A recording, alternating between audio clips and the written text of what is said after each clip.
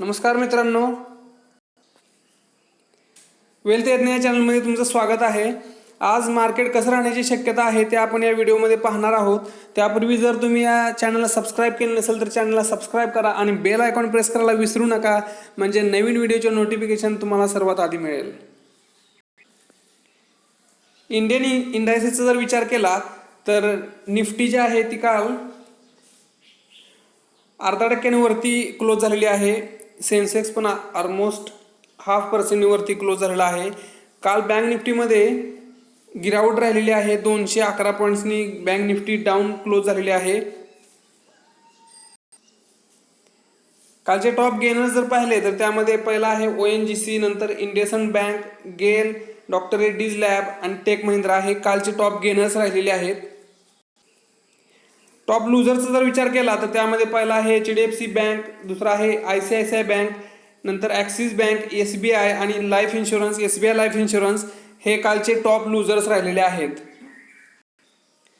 कालच्या कमोडिटीचा जर विचार केला तर गोल्ड जे आहे ते 49,000च्या खाली क्लोज झालेला आहे। जसं मी तुम्हाला सांगितलेलं आहे की निफ्टी जर 13,000च्या वरती गेली तर लोक गोल्डमधून पैसा काढून मार्केटमध्ये लावण्याची शक्यता जास्त आहे। त्यामुळं जर निफ्टी 13,000च्या वरती गेली तर मला वाटतं गोल्ड इथून क्रॅक होऊ शकतं। मी फक्त माझा व्ह्यू पॉईंट मांडत आहे, बाकीचे ॲनलिस्ट लोक काय म्हणतात ते मी काय सांगू शकत नाही, कारण गोल्डमध्ये जे आहे ते चार्टवरती गोल्ड चालत नसतं। जसं डिमांड अँड सप्लाय याच्यावरती गोल्ड अवलंबून राहतं, पण जनरली मी असं पाहिलेलं आहे की ज्यावेळी पण मार्केट बूममध्ये असतं त्यावेळी लोक गोल्डमधला पैसा काढतात आणि मार्केटमध्ये लावतात। त्यामुळं गोल्ड इथून क्रॅक करण्याची शक्यता मला वाटत आहे। जर आपण सिल्वरचा विचार केला तर काल सिल्वरसुद्धा 2.5%नी डाऊन क्लोज झालेला आहे। 60,500 वरती क्लोज झालेला आहे। काल क्रूड ऑइल आणि नॅचरल गॅस हे वरती क्लोज झालेलं आहे 2-2%नी। काल करन्सीचा जर विचार केला तर USD INRच्या तुलनेमध्ये काल रुपया स्ट्रॉंग होताना आपल्याला दिसलेला आहे आणि बाकी दोन करन्सी जे युरोपच्या करन्सीज आहेत त्या तुलनेने रुपया वीक झालेला आहे। आपण आजचं एशियन मार्केट जर पाहिलं तर एशियन मार्केटमध्ये आज SGX निफ्टी जी आहे ती डाऊन ओपन होताना दिसत आहे। त्यामुळे आपलं मार्केट सुद्धा आज स्लाइटली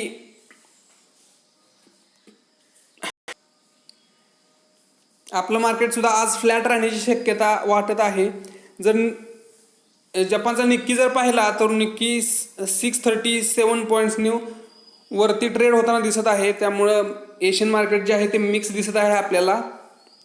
त्यामुळं आज निफ्टी स्लाइटली अपवर्ड ट्रेंडमध्ये असली तरी स्लाइटली म्हणजे थोडंसं फ्लॅट राहण्याची शक्यता वाटत आहे।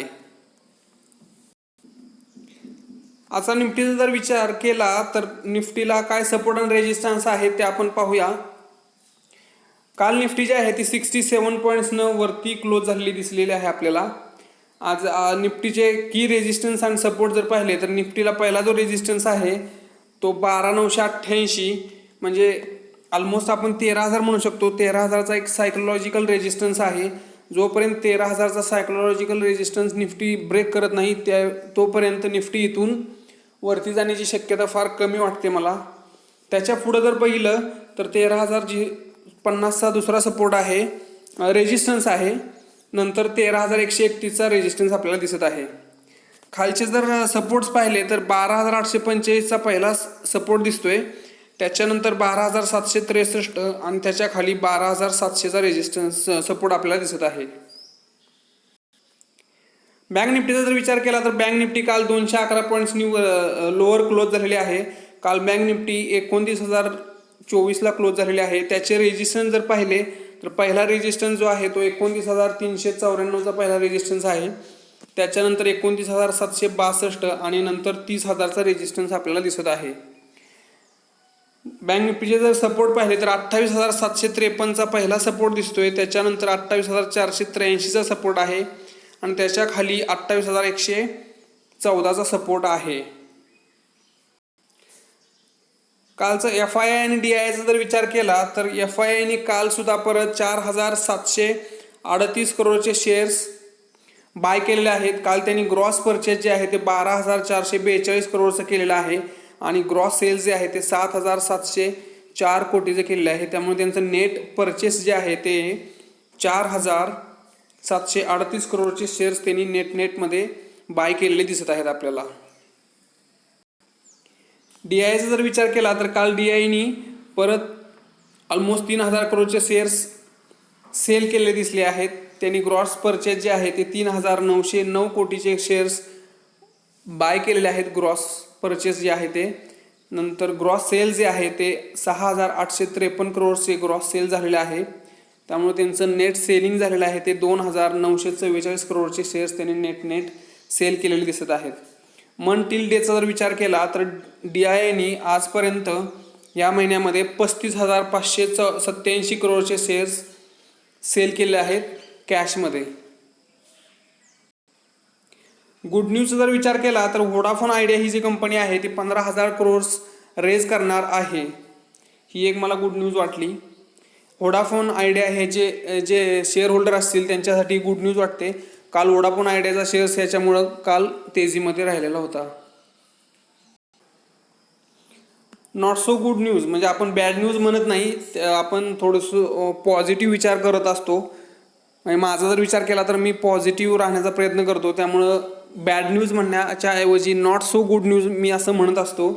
त्यामुळं नॉट सो गुड न्यूज जर विचार केला तर त्यामध्ये करोनाची इन्फेक्शनची लिस्ट जी आहे ती वाढतच आहे. कालपर्यंतची जी लिस्ट जर विचार केला तर 5,92,00,000 लोक जे आहेत ते करोनाने वर्ल्ड वाईड इन्फेक्टेड झालेले आहेत. त्यामध्ये ऑलमोस्ट 14 लाख लोकांनी आपला जीव गमावलेला आहे करोनामुळे.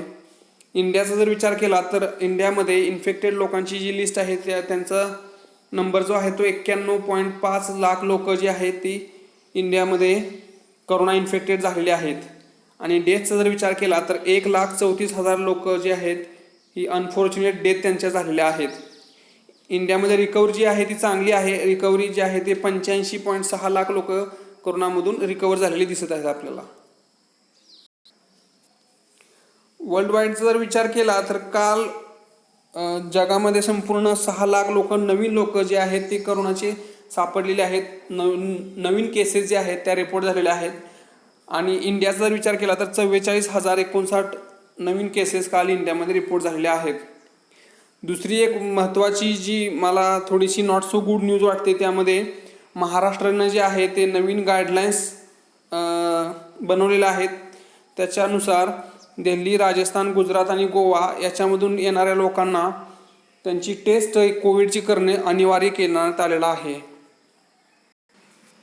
आज काही खास रिझल्ट्स नाही आहेत. मायक्रो कॅपचे रिझल्ट्स आहेत ते मी कव्हर करत नाही जसं तुम्हाला मी सांगितलेलं आहे.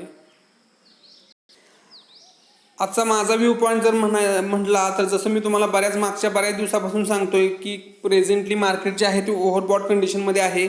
आणि मी तुम्हाला एक रिपोर्ट्स पण दाखवायचा प्रयत्न करतो दुसऱ्या व्हिडिओमध्ये. त्या व्हिडिओमध्ये आपण करंटली जे ओव्हरऑल वर्ल्ड मार्केट जे आहे आणि आपलं जे मार्केट आहे त्याचा PEचे कम्पॅरिझन करण्याचा प्रयत्न करूया. त्याच्यासाठी एक मी नवीन आज व्हिडिओ बनवतो.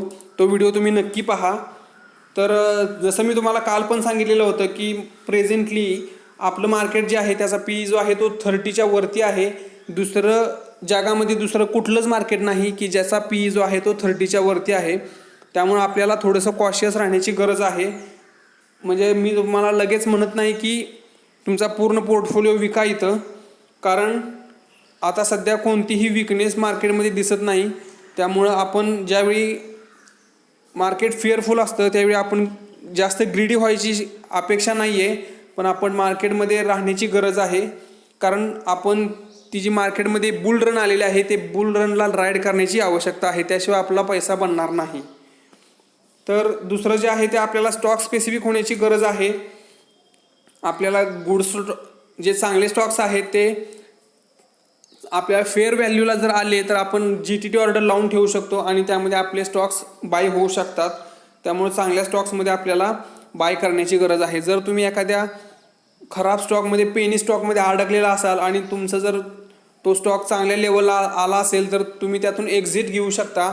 नंतर जर मार्केट क्रॅक झालं तर त्यामधून एक्झिट घेणं फार अवघड होईल नंतर. जसं मी तुम्हाला सांगितलं की स्टॉक स्पेसिफिक अप्रोच ठेवणं गरजेचं आहे आता. आणि ज्यावेळी पण चांगल्या स्टॉकमध्ये बाईंग अपॉर्च्युनिटी राहील त्यावेळी आपल्याला घाबरायचं नाही आहे आणि त्यामध्ये बाईंग करायचं आहे. तर ठीक आहे मित्रांनो, आज एवढंच. जर तुम्ही या चॅनलला सबस्क्राईब केलं नसेल तर चॅनलला सबस्क्राईब करा आणि बेल आयकॉन प्रेस करायला विसरू नका, म्हणजे नवीन अपडेट्स तुम्हाला लवकरात लवकर मिळतील. ठीक आहे मित्रांनो, परत भेटूया अशाच एका व्हिडिओसोबत. तोपर्यंत जय हिंद, जय महाराष्ट्र.